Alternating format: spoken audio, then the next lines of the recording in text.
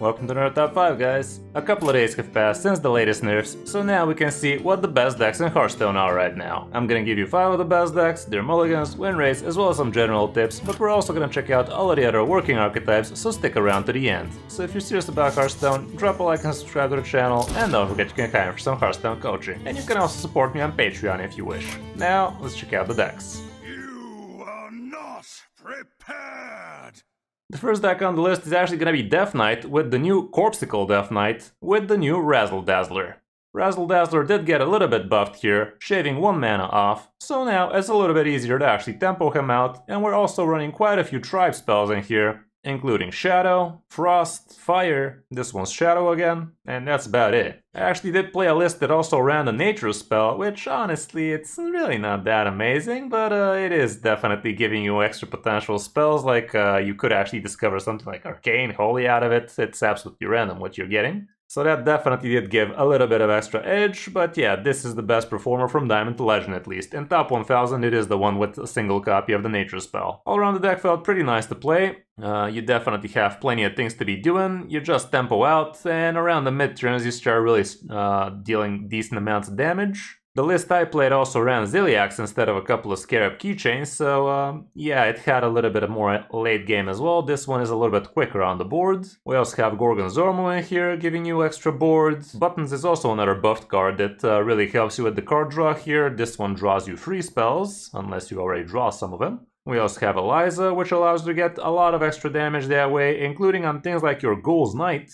which could be even 10 damage to the opponent's face on an empty board after Eliza. The location proved to be very powerful, especially if you have something like, let's say, mining casualties on the board, and you can do a lot of control stuff, but also a lot of phase damage that way. And the Razzle Dazzler, don't forget, this is straight up 6 mana 4/4 plus a 5-drop next to it, so even with 1 extra spell cast, that's gonna be 2 5-drops and a 4/4, so definitely not bad, so don't try to really load it up too much, it's just nice on tempo in most cases. We also have Primus at the end, and Reska can also help you with some stealing. I will probably be giving you another guide about this deck soon, maybe even tomorrow, but until then, this will have to do. As for the matchups, we don't have that much just yet, but you're not gonna be too amazing against the big ramp Dragon Druid. As for the mulligan, here's what the stats show. Going first, you're trying to be curving out with somewhat good early game, like Miracle, Salesman's Grade, Gorgon Zormu, Rainbow Seamstress. Location even could be a consideration, even though I wouldn't really hold on to it without a good curve already. Mining Casualties and Scarab keychain are fine. The rest probably not so much. Dreadhound definitely also makes a lot of sense. Honestly, maybe we should be looking at the keep list. Yeah, this looks a little bit more what we should be looking for. Eliza and Buttons also made a lot of sense. As for on the coin, here you could even keep some removal stuff like, let's say, Frost Strike, but the rest looks pretty similar. For other good Death Knight decks, we have plenty of other iterations of this new Corpsicle Razzle Dazzle DK. There's also variants that are not running it. Frost DK is apparently out there again. There's also this Death Rattle DK out there as well. There's another Buccaneer DK out there too, but it doesn't seem to be that amazing, or maybe not that popular just yet, or maybe it's just downright clunky. But yeah, plenty of different iterations of DK right now, some better than others. On the number 2 spot, we still have Druid doing nice and well, and this is the big Dragon Druid, the Tempo Ramp Druid. And this one, yeah, the Chia Drake did lose +1/+1, but honestly, we all know it's not why we played a card, it's just too much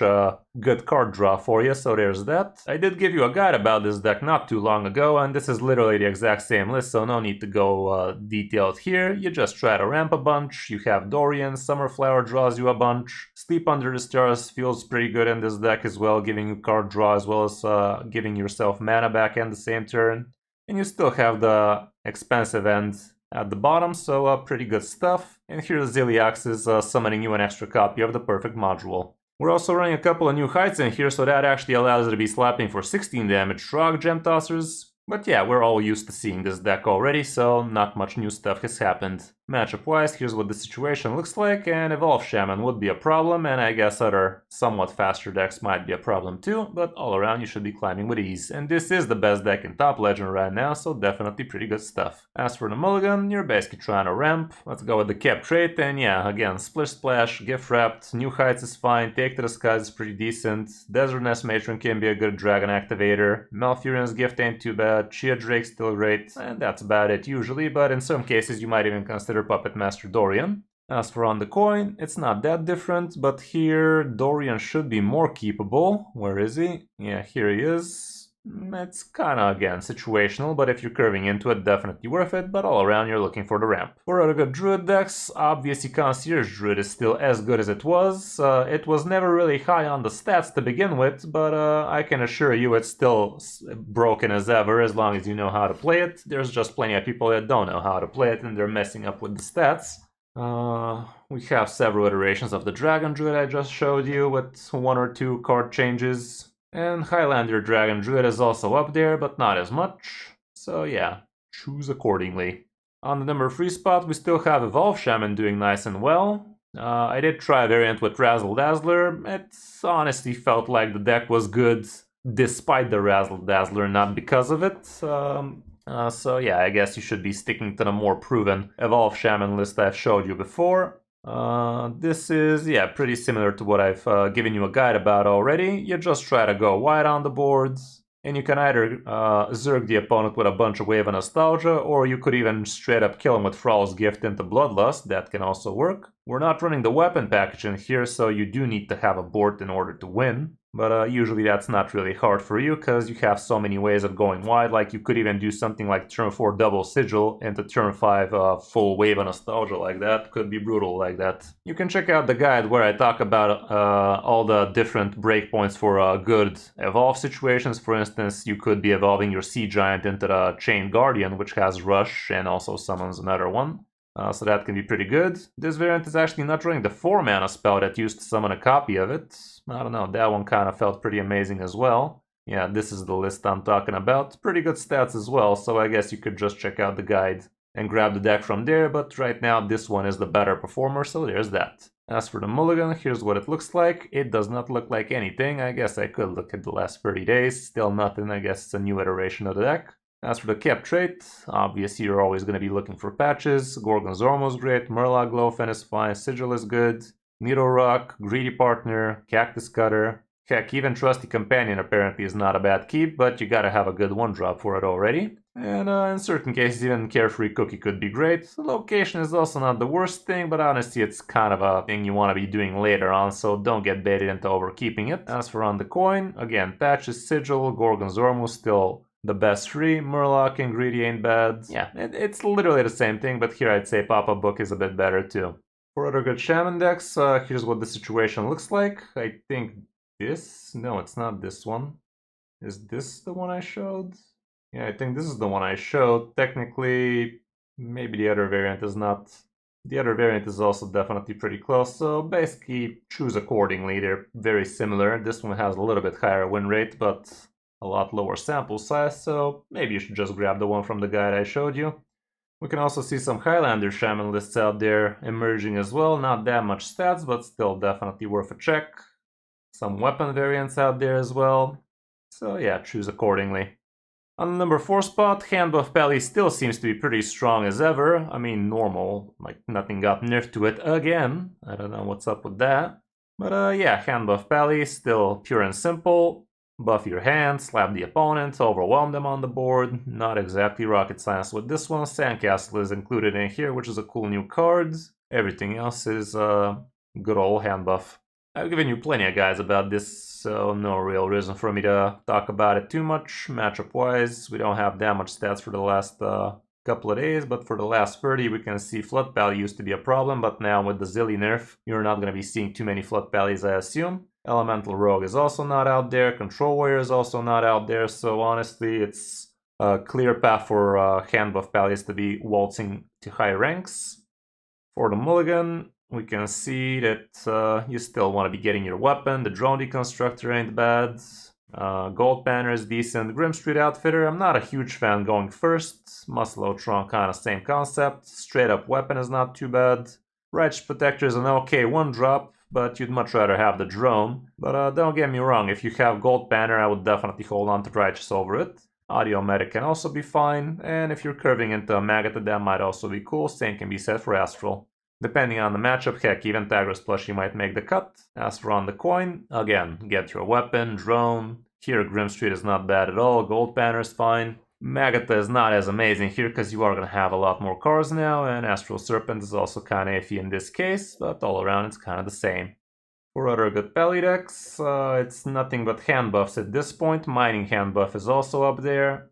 Flood Pally apparently is also still playable, but it's gonna be a fraction of the powerhouse it used to be, namely because now you cannot cheat out Ziliax super quickly with the help of Showdown, so that's a big hit. So that's about it for Pally so far. And lastly, we actually have Zarimi Priest with huge stats and huge win rate, so that's kind of surprising to me, honestly. It didn't used to be that popular of a deck.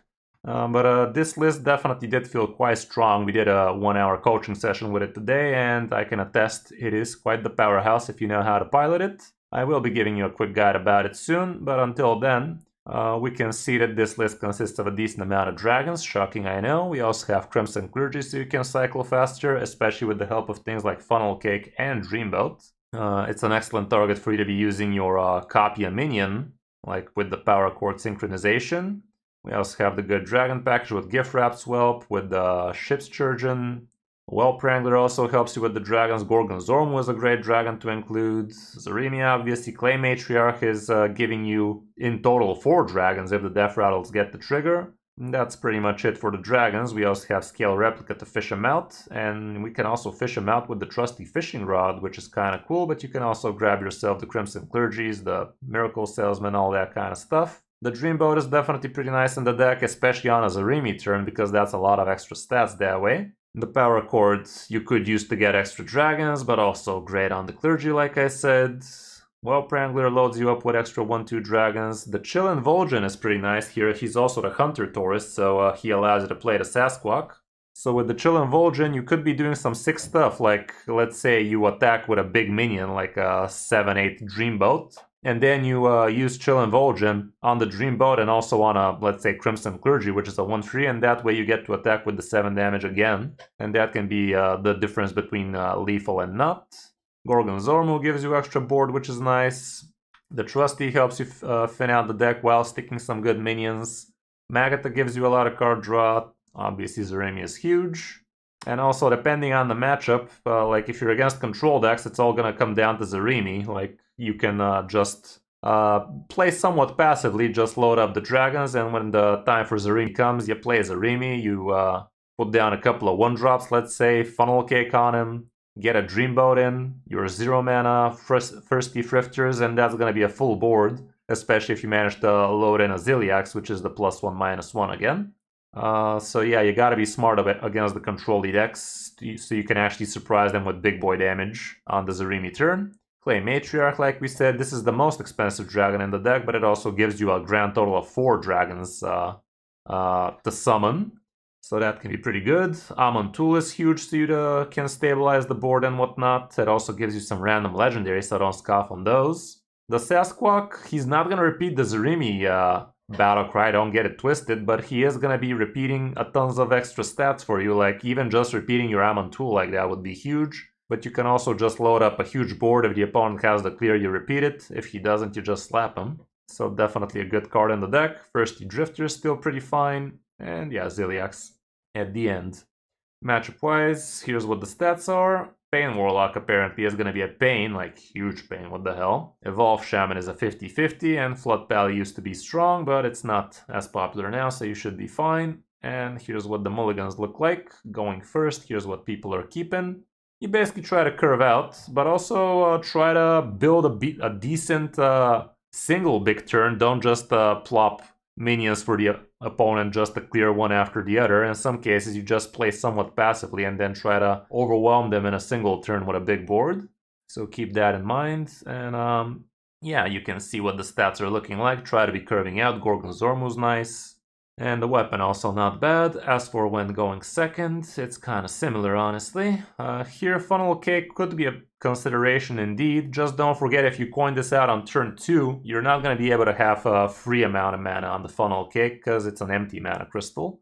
But yeah, all around that's it for Zarimi Priest. For other good priest decks, there's also this Overheal Priest that has been quite annoying to play against in Top Legend. It's quite the clunky deck to be piloting though, so you're not going to be seeing too much of this from Diamond to Legend. But it is definitely up there, especially if you know how to play it, and Highlander Priest, thank god, is still absolute dogshit.